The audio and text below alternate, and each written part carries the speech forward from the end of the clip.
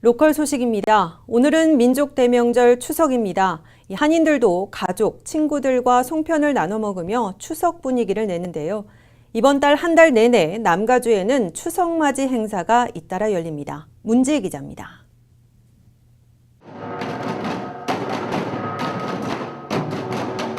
LA 한인타운에 흥을 돋우는 장구 소리가 울려 퍼집니다.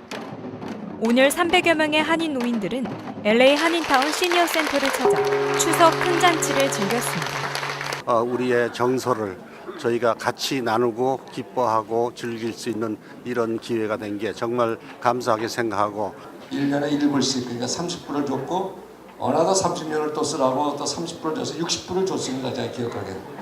그러니까 60년간을 쓰실 거니까 여기 어르신들 60년 동안 더 사셔야 됩니다. 어르신들은 그동안 갈고 닦은 실력으로 클래식 기타 연주, 컨트리 댄스, 전통무용, 패션쇼 등의 공연을 선보였습니다. 행사에는 하기완 LA 상위회장 등 한인사회 인사를 비롯해 미구엘 산티아고 캘리포니아 53지구 하원 의원, 데이빗 유 LA 4지구 시의원 등 정치인, 데이빗 코알스키 LAPD 올림픽 경찰서장 등도 참석했습니다. 근데 오늘은 추석이니까 진짜 너무나 밝은 모습으로서 다 많이 웃으시고요. 많이 건강하시고요. 그리고 이 센터 같은 데 많이 오셔서 행사도 하시고 엑서사이즈도 하시고 뭐 게임도 하시고 많이 활동하셔야지 더 건강하시니까 많이 오시고 근데 진짜 우리 어르신들한테 너무너무 감사합니다. Thanksgiving in any culture is about celebrating with family.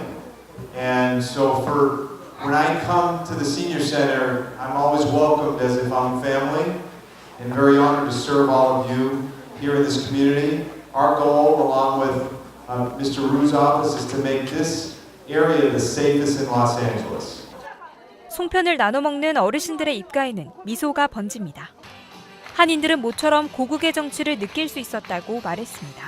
네, 한인타운에 이런 멋있고 고향 냄새가 물씬 나는 그런 집회 내지는 공연들이 많았으면 좋겠습니다.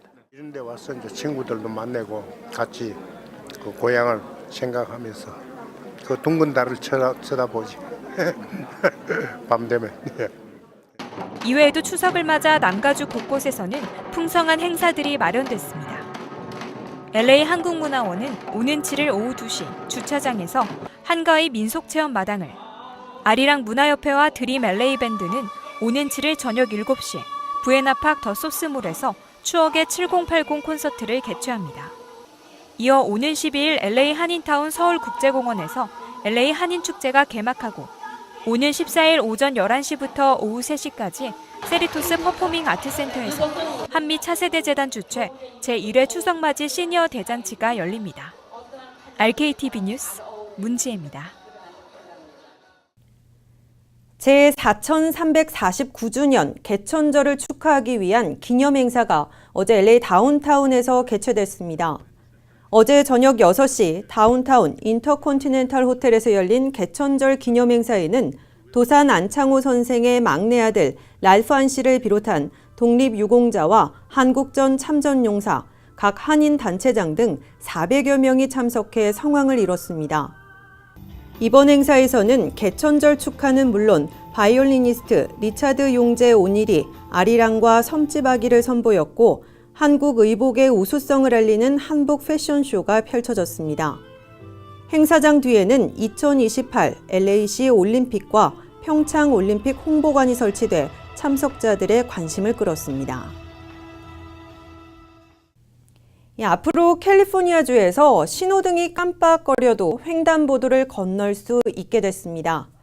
제리 브라운 캘리포니아주 지사는 지난 2일 신호등 전멸 시에도 보행자들이 횡단보도를 건널 수 있도록 허용한다는 안 AB 390에 최종 서명했습니다.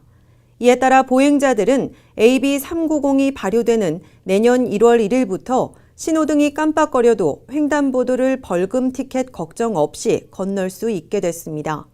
단 전멸 신호가 없는 신호등이 설치된 횡단보도에는 적용되지 않습니다.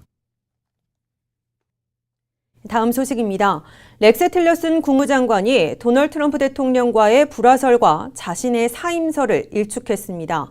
도널드 트럼프 대통령도 국무장관 사퇴 가능성 보도를 가짜 뉴스라고 공개 비난해 틸러슨 장관을 지원했습니다. 관련 내용 김윤재 기자가 보도합니다.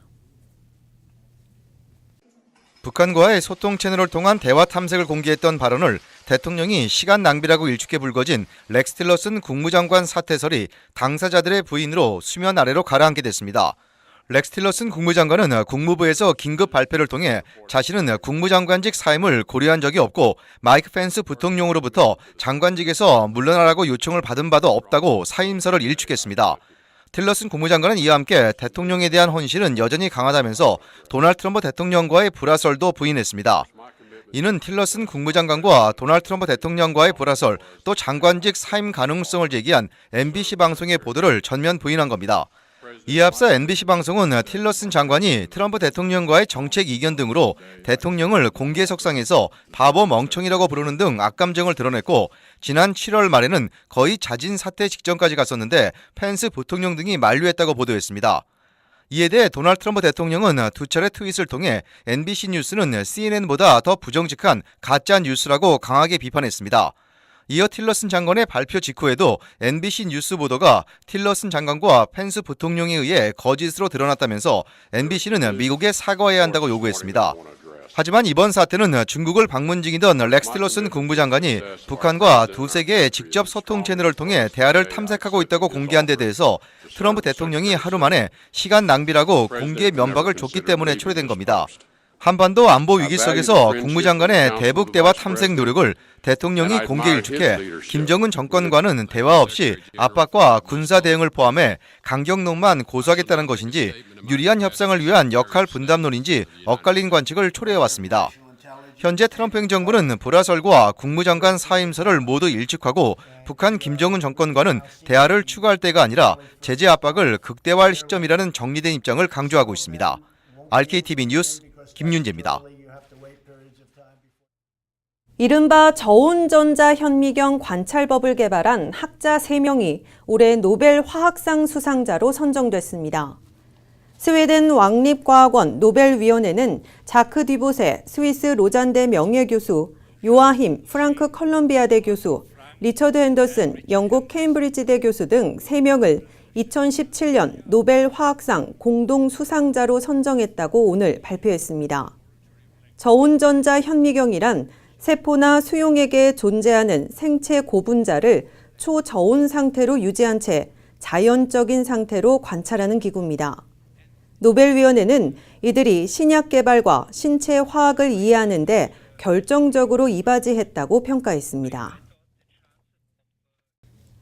2013년 발생한 포털 야후의 개인정보 유출 피해자가 30억 명에 이르는 것으로 뒤늦게 드러났습니다. 당초 알려진 피해 규모 10억 명의 3배에 이르는 수치입니다. AP통신 등에 따르면 올해 초 야후의 인터넷 부문을 인수한 버라이즌은 어제 성명을 내고 지난 2013년 8월 발생한 야후 해킹 사건의 정보 유출 규모가 당초 알려진 것보다 광범위한 것으로 확인됐다며 이같이 밝혔습니다. 버라이즌은 성명에서 새로운 보안 이슈가 아니긴 하지만 야후 측에서 추가로 드러난 피해 이용자 계정으로 공지 이메일을 보내고 있다고 전했습니다. 피해 대상인 야후 사이트 외에도 야후가 보유한 텀블러, 판타지 스포츠, 플리커 등의 이용자도 포함됐습니다. 라스베이거스 총기 난사 사건을 계기로 요즘 미국에선 해묵은 총기 규제 논란이 다시 일고 있죠. 하지만 총기 규제 입법이 실제로 도입되긴 어려울 것이란 의견이 많은데요. 왜 그런지 잠시 후 이슈 포커스에서 차근차근 짚어봅니다.